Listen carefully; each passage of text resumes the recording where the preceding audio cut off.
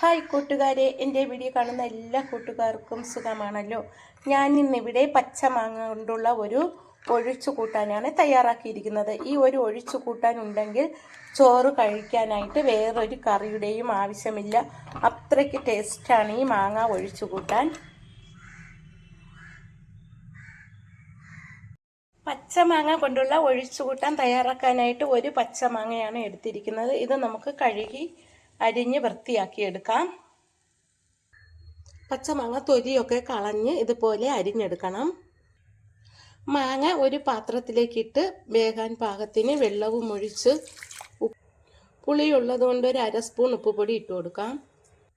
ഇതിലേക്ക് 2 പച്ചമുളക് അരിഞ്ഞത് കൂടി ചേർത്ത് കൊടുക്കാം. എന്നിട്ട് നമുക്കിത് അടച്ചു വെച്ച് വേവിക്കാം. മാങ്ങ വേവുന്ന സമയം കൊണ്ട് നമുക്ക് അതിൻ്റെ അരപ്പ് തയ്യാറാക്കാം. ഒരു മുറി തേങ്ങ ചുരണ്ടിയത് ഒരു മിക്സിയുടെ ജാറിലേക്ക് ഇട്ട് കൊടുക്കാം. അതിലേക്ക് 1/2 സ്പൂൺ മഞ്ഞൾപ്പൊടി ചേർത്ത് കൊടുക്കാം. ജീരകപ്പൊടി 1/2 സ്പൂൺ ചേർത്ത് കൊടുക്കാം. കുറച്ച് കടുക് കൂടി ചേർത്ത് കൊടുക്കാം. അതിലേക്ക് ഇനി ചെറിയ ഉള്ളി ചേർത്ത് കൊടുക്കാം. ഒരു പച്ചമുളക് കൂടി ചേർത്ത് അരച്ചെടുക്കാം. മാങ്ങ ഇപ്പോൾ നന്നായിട്ട് വെന്ത് കിട്ടി. ഇനി നമുക്ക് ഇതിലേക്ക് അരച്ച് വെച്ചിരിക്കുന്ന അരപ്പ് ചേർത്ത് കൊടുക്കാം.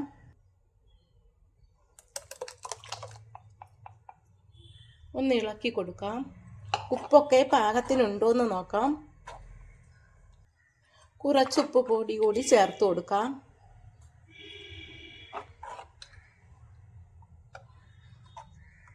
ഇതൊന്ന് ചെറുതായിട്ട് ചൂടാക്കാം. ഇതുപോലെ ഒന്ന് ജീരകത്തിൻ്റെ മണമൊക്കെ മാറുന്നത് വരെ ഒന്ന് ചൂടാക്കണം. ഞാനിതൊരു ചട്ടിയിലേക്ക് മാറ്റി. ഇനി നമുക്കിതിലേക്ക് കടുക് വറുത്തത് താളിച്ചു കൊടുക്കാം.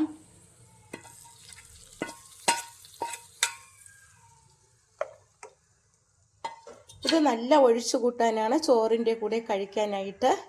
ഈ ഒരു ഒഴിച്ചു കൂട്ടാൻ മാത്രം മതി ചോറ് കഴിക്കാൻ. അത്രയ്ക്ക് ടേസ്റ്റാണിത്.